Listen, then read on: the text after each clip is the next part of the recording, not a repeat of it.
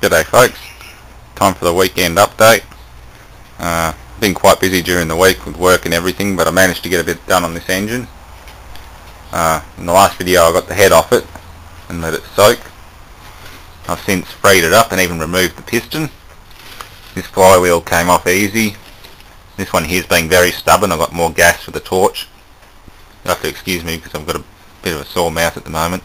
Bloody bit the side of my tongue and now it's just gone extremely sore, so I'm trying to keep that under control. But shit happens. Yeah, it's just nice and free now, obviously with the piston removed. I've just got to get this off. I've drilled that old bolt out and it's just free enough to get heated up and knocked off. So that'll be one of the next things to do, and then just give the whole crankcase a complete strip down, de-rust, and then yeah, respray it from the ground up. I'll probably reassemble the long block and then put the flywheels on after respraying it, because the flywheels were originally black. Yeah, that's about all at the moment on that one. Likewise, the head needs attention. I haven't touched that yet. It's just been soaking with oil and crap on it. But that's one of the next things to do. I've got to empty the trailer at the moment because I'm going to take this engine back to the guy I got this off. It's sort of a lend-lease at the moment. I haven't officially paid for it, so I figure he might as well have it back and I'll swap it for something else instead of buying it. Although it's not to say I couldn't sell it separately. I'll sell it for him, I mean. I don't know what one of these is worth though. So I can go back to him for now, and if we get any serious interest in these old engines I might be able to line some up for sale. Yeah, these two aren't doing anything either. Thoroughly rusted up.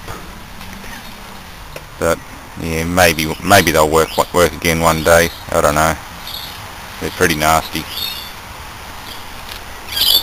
Yeah, got to clean all that out.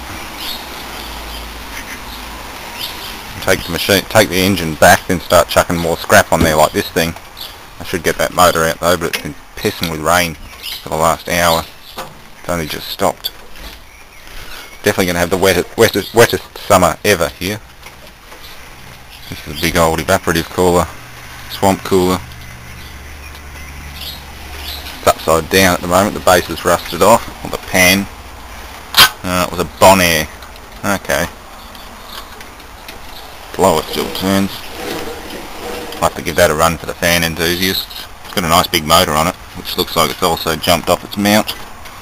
Yeah, it's all cockeyed in there. And again, more condensers and things. That one's been crushed. It's a big Australian built one. There's a big 15 kilowatt Fujitsu inverter.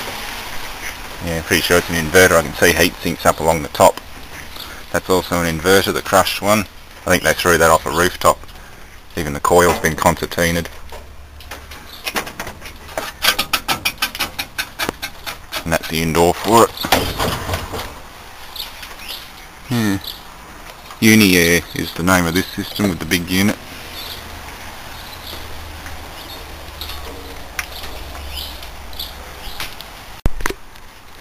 And for a future equipment autopsy, we've got an old Osborne 38633. That'll be a DX chipset, I think. I'm hoping it's still a 386. It's got an old Irwin tape drive, 5 1/4 floppy, 3 1/2 inch floppy. I think that comes off. No. It's a fairly modern hard disk in there. I was hoping it'd have an old MFM hard drive, but I don't think it will. Probably been upgraded once or twice, but it'll be good. Well, I think that's proof that air conditioners might fly well, but they don't land well. That's just completely concertinaed that coil. I bet it's still got gas in it too. Yeah, service valves are shut tight. Yeah.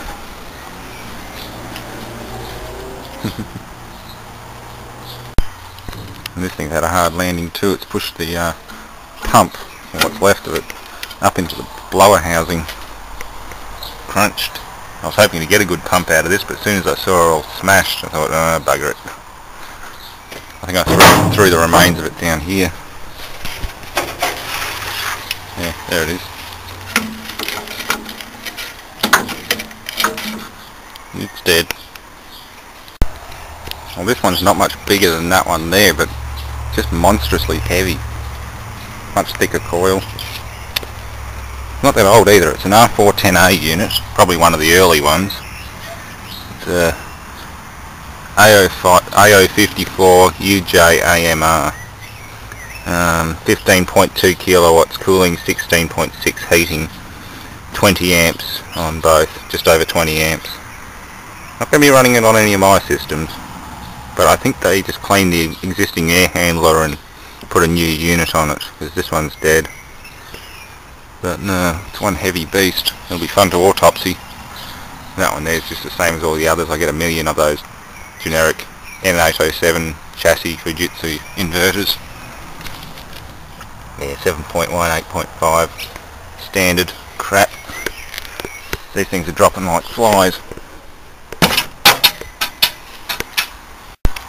This system ain't any smaller either. I'm hoping that other new Chinese unit I've got will drop in as a replacement on that air handler to make a nice little package.